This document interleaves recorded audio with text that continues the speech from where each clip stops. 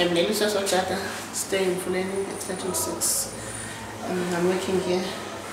I started on 20 February 2012. The home-based carers, they come to me and then they refer Melissa to us so that she can get food because she was not working. My life was very bad. It was very bad. I was very sad. The carers came to me, asked me, how do you feel to stay at home, do nothing? I tell them I feel bad, but I don't know how can I do it. They said I must come to Fulani Park to dish the food every day for my kids.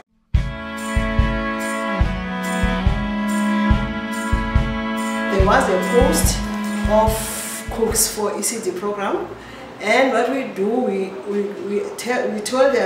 told her about the post because we saw that she was a hard worker and she was determined in her work, and then she's willing to do anything you ask her to do.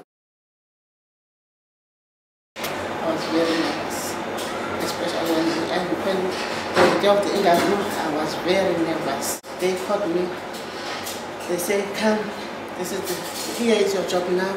Ooh.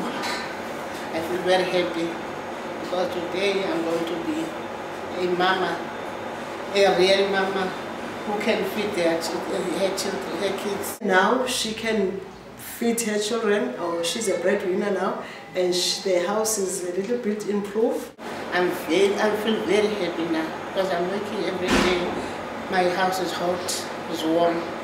When I go home, I feel very happy. And when I came here to the work, I feel very happy.